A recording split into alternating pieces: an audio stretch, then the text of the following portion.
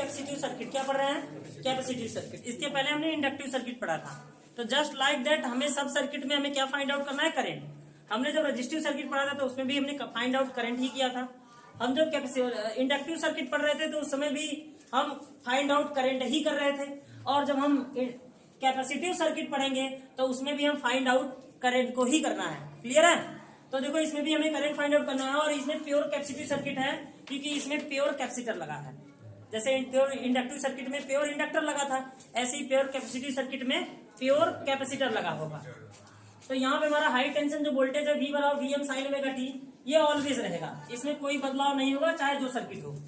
दुनिया का कोई भी सर्किट होगा वोल्टेज यही आएगा, V बराबर Vm साइन ओमेगा टी। ठीक है? This circuit involve in only for pure capacitor, तो वो क्या होगा? कैपेसिटिव सर्किट होगा। मैंने यहाँ लिख रखा है, नोट डाउन कर सकते हैं इसको। अब हमने क्या कहा? हमने कहा कि V बराबर, हम ना यहाँ पे KVL लॉ लगा रहे होंगे तो V बराबर किसके होगा? VC के। ये वोल्टेज, ये वाला वोल्टेज किसके बराबर होगा? इस वाले कैपेसिटर के वोल्टेज के बराबर होगा, अकॉर्डिंग टू क्लोज लूप। ठीक है? अब यहाँ पे क्या हो जाएगा?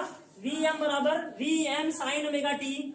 देखो V की वैल्यू तो हम Vm साइन ओमेगा टी रख रहे होंगे, और जो ये VC मतलब कैपेसिटर का जो वोल्टेज होगा, क्या कैपेसिटर का वोल्टेज सब लोग जानते हैं कि Q बाई सी होता है? V equal to Q by C सबको पता होगा। V equal to Q by C सबको पता होगा, कैपेसिटर में पढ़ाया गया था। ठीक है? तो अब यहाँ पे हम कहेंगे कि Q, यहाँ पे हमें तो फाइंड आउट Q करना है। यहाँ से हम Q निकालेंगे तभी हमारे पास करंट आ पाएगा, हम चार्ज निकालेंगे तभी तो हमें धारा मिलेगी, हमें करंट मिलेगा। तो इसलिए Q बराबर क्या हो जाएगा? C into V M sign omega T. हमको अच्छी तरह से पता है कि हम थोड़ी सी मैथमेटिकल लॉजिक लगाएंगे तो हमें फाइंड आउट करंट हो जाएगा। तो जहां तक हम जानते हैं कि हमारे पास अगर चार्ज है और चार्ज को differentiate with respect to time कर दिया जाए, क्या कर दिया जाए? Differentiate with respect to time. तो जैसे ही चार्ज को टाइम के रिस्पेक्ट में डिफरेंशिएट करेंगे तो चार्ज तुरंत कन्वर्ट हो जाएगा करंट में, इलेक्ट्रिक करंट में। तो हमने यहाँ पे differentiate with respect to time कर दिया, D by D T into Q, D by D T into T, और C V M into sine omega T. तो यहाँ पे सी और वी एम कॉन्स्टेंट है, टर्म है, तो ये बाहर निकल जाएंगे, सिर्फ साइन ओमेगा टी वाले फंक्शन का डिफरेंशिएशन होगा। ये D Q by D T अच्छी तरह से पता है कि ये करंट के बराबर होता है। किसके बराबर होता है? करंट के बराबर होता है। तो मैंने इसको करंट बोल दिया। मैंने कहा भी था कि डिफरेंशिएट करेंगे टाइम के रिस्पेक्ट में चार्ज को तो वो करंट देगा। ठीक है ना? चार्ज पर Q upon rate of change of charge is called current. तो rate of change of charge या फ्लो ऑफ चार्ज। तो I इक्वल टू हो गया हमारा C into V M D by D T और साइन ओमेगा टी।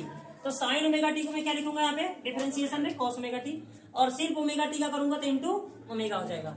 सारे term constant term को बाद में लिखो और कॉस ओमेगा टी को पहले लिखो।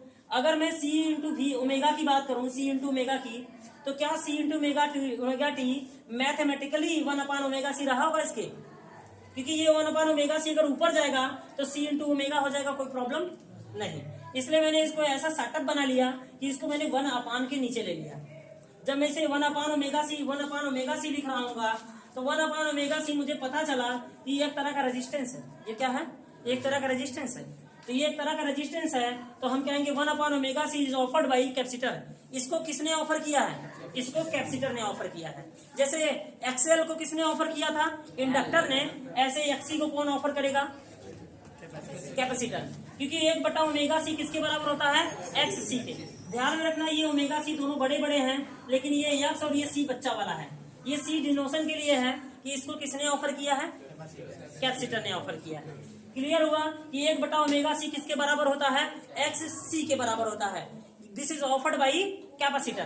तो हमने कहा कि ये किस तरह से काम कर रहा है? रेजिस्टेंस की तरह काम कर रहा है। एक्सी का नाम पड़ जाता है धारिती प्रतिघात, हिंदी में इंग्लिश में इसे बोलते हैं कैपेसिटिव रिएक्टेंस। क्या बोलते हैं? Capacitive reactance. जैसे एक्सएल को बोला गया था इंडक्टिव रिएक्टेंस, वैसे कैपेसिटर को बोला गया कैपेसिटिव रिएक्टेंस। यह किस तरह से, यह उसी तरह से काम करता है जिस तरह से रेजिस्टेंस में, सर्किट में रेजिस्टेंस काम करता है।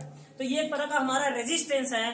तो आप खुद बताओ ना कि वोल्टेज अपॉन रेजिस्टेंस किसके बराबर होता है? तो वोल्टेज अपॉन रेजिस्टेंस क्या होता है उनके नियम से? क्या I होता है? तो ये हमारा I मैक्सिमम देगा। V अपॉन आर क्या होता है? V अपॉन आर क्या होता है?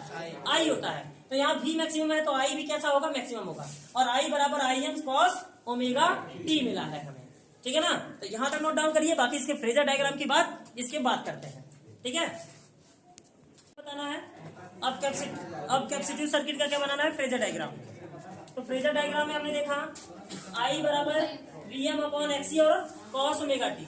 एक्सी क्या है, तरह का रेजिस्टेंस है, क्या है, रेजिस्टेंस है, इसलिए इसका यूनिट क्या होता है, ओम होता है। हालांकि बोलते हैं इसे कैपेसिटिव रिएक्टेंस है, क्या बोलते हैं, कैपेसिटिव रिएक्टेंस। अब हम देखेंगे आई बराबर क्या होता है, आई एम साइन आई, देखो कॉस ओमेगा टी को मैं आराम से चेंज कर सकता हूँ, I M sine omega T plus pi by two, मतलब pi by two plus omega T, pi by two plus omega T में हम चेंज कर सकते हैं। ये दूसरे कोऑर्डिनेट में इसलिए माइनस नहीं आएगा, क्योंकि दूसरे कोऑर्डिनेट में साइन क्या होता है, प्लस होता है, इसलिए हमने इसमें लिख दिया omega T plus pi by to. अब हम क्या करेंगे, ये पाई बाई टू डिग्री से दिख रहा है कि ये लीड कर रहा है, तो पाई बाई टू डिग्री से ये लीड कर रहा है और 0 डिग्री से वोल्टेज क्या कर रहा है, लैग कर रहा है। चलो फेजर डायग्राम बनाना स्टार्ट करते हैं। तो सबसे पहले हमें वोल्टेज का लोब हमने जिस तरह से बताया है कि वोल्टेज का लोब बड़ा लेना है और 0 डिग्री से उठाना है, पाई से लेते हुए हमें 2 पाई से गुजार देना है। उसके बाद में हमें करंट का लाइन बनाना होगा, तो करंट के लाइन के लिए हमें इसको 90 डिग्री से उठा के ले जाना है, मतलब 90 डिग्री से लीड कराना है।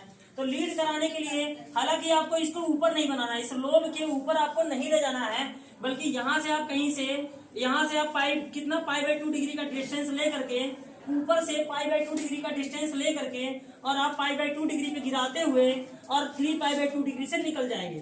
डॉटेड लाइन से निकालिए और चाहे परमानेंट लाइन से निकालिए, कोई फर्क नहीं पड़ता। डॉटेड लाइन से निकालेंगे तो आपको पता चलता रहेगा कि ये करंट की लाइन है और ये क्या लाइन है, परमानेंट वाली लाइन, वोल्टेज की लाइन है। तो हमने इसको यहाँ से पाई बाई 2 डिग्री से गुजारते हुए 3 पाई बाई 2 डिग्री से एकदम बीचों बीच पाई बाई 2 से ले जाएंगे और वहां पे 3 पाई बाई 2 से ही गुजारेंगे, ऐसा नहीं इधर इधर चिपका दिए, फेजर डायग्राम रॉन्ग हो जाएगा।